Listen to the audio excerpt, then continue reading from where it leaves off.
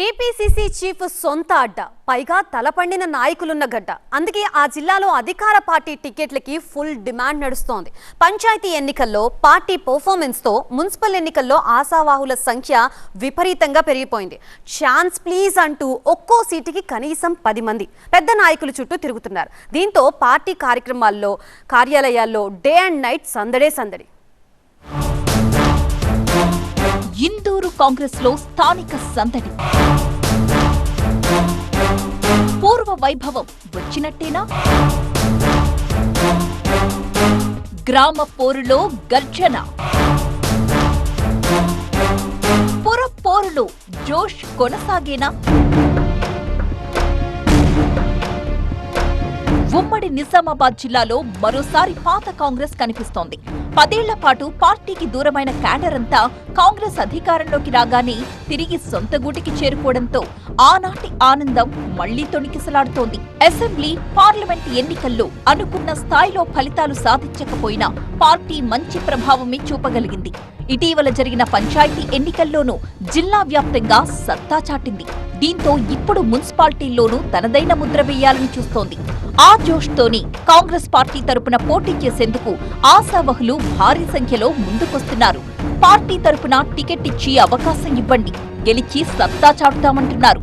అన్ని మున్సిపాలిటీల తరపున ఒక్కో డివిజన్ నుంచి భారీ సంఖ్యలో నేతలు పోటీ పడుతూ ఉండడం చర్చనీయాంశంగా మారింది.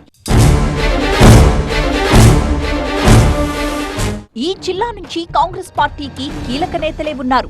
టీపీసీసీ చీఫ్ మహేష్ కుమార్ గౌడ్, ప్రభుత్వ సలహాదారు సుదర్శన్ రెడ్డి, షబ్బీర్ అలీలతో పాటు 4 రాష్ట్ర కార్పొరేషన్ చైర్మన్లు ఇక్కడ నుండే ప్రాతినిధ్యం వహిస్తున్నారు. దీంతో ఆ పార్టీ టికెట్లకు సహజంగానే డిమాండ్ పెరిగిపోయింది. ఉమ్మడి జిల్లాలో నిజామాబాద్ మున్సిపల్ కార్పొరేషన్తో పాటు ఆర్మూర్, బోధన్, భీమ్గల్ మున్సిపాలిటీలు ఉన్నాయి. ఆయా పట్టణాల్లో ప్రతి చోట ఆశావహులు టికెట్ల కోసం ఎవరికి వారు ప్రయత్నాలు చేస్తుండటంతో స్థానిక పార్టీ ఆఫీసులు సందడిగా మారిపోయాయి. అందరికీ సీట్లు కావాలి, మరి అవకాశం ఎవరికి దక్కుతుంది అన్నదే ఆసక్తి రేపుతోంది. జిల్లాలోని ఈ 4 మున్సిపాలిటీల్లోనూ గత ఎన్నికల్లో బీఆర్ఎస్ విజయం సాధించింది. నిజామాబాద్ కార్పొరేషన్లోనూ గతంలో గులాబీ జెండానే రెపరెపలాడింది. అయితే అసెంబ్లీ ఎన్నికల తరువాత సీన్ పూర్తిగా రివర్స్ అయింది. ఆయా పురపాలిక వర్గాలు అధికార కాంగ్రెస్ పార్టీలో చేరిపోయాయి. ఇప్పుడు మళ్లీ మున్సిపల్ ఎన్నికలు ముంచుకొస్తుండటంతో సహజంగానే అధికార పార్టీగా కాంగ్రెస్ టికెట్లకు భారీగా డిమాండ్ ఏర్పడింది.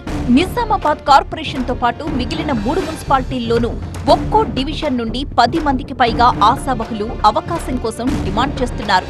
మరోవైపు పంచాయతీ ఎన్నికల్లో మెజారిటీ స్థానాలు దక్కినా ప్రత్యర్థులు బలమైన పోటీ ఇవ్వడంతో కాంగ్రెస్ హైకమాండ్ అలర్ట్ అయింది. గ్రామ పోరులో జరిగిన పొరపాట్లను ఎట్టి పరిస్థితుల్లోనూ మున్సిపల్ ఎన్నికల్లో రిపీట్ చేయొద్దు అనుకుంటున్న హస్తం పార్టీ ఈ ఎన్నికల్ని ప్రతిష్టాత్మకంగా తీసుకుని గెలుపు గుర్రాలకే టికెట్లివ్వాలనుకుంటోంది. ముఖ్యంగా టీపీసీసీ చీఫ్ మహేష్ కుమార్ గౌడ్ సొంత జిల్లా కావడంతో నిజామాబాద్ పైనే ఇప్పుడు అందరి దృష్టి కేంద్రీకృతమైంది. అందుకే ఆయన కూడా మున్సిపల్ ఎన్నికల విషయంలో అలక్ష్యానికి తావివ్వకుండా వ్యవహరిస్తున్నారు. మహేష్ కుమార్ గౌడ్ నేతృత్వంలోనే అభ్యర్థుల ఎంపిక జరగబోతున్నట్లుగా తెలుస్తోంది. ఇప్పటికే ఈ విషయంలో పీసీసీ చీఫ్ భారీగానే కసరత్తు చేస్తున్నారట. గెలుపు గుర్రాల ఎంపికలో ఆచితూచి వ్యవహరిస్తున్నారట. ఇప్పటికే లోక్సభ నియోజకవర్గాల వారీగా పార్టీ ఇన్ఛార్జీలను నియమించడంతో ఆ దిశగాను ప్రక్రియ జోరందుకుంది.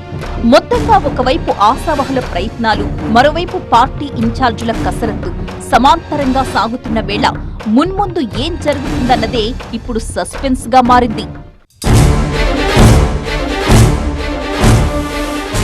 టికెట్ దక్కని వారు పార్టీ అభ్యర్థులకు సహకరిస్తారా లేదా అన్నది అనుమానమే.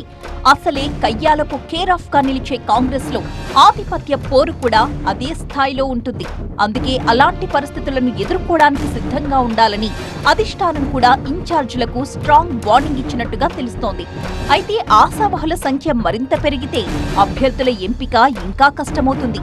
మరి సొంత జిల్లాలో అటు పీసీసీ చీఫ్, హైకమాండ్ నియమించిన ఇన్ఛార్జ్ ఈ ఇబ్బంది నుంచి పార్టీని ఎలా గట్టెక్కిస్తారో చూడాలి.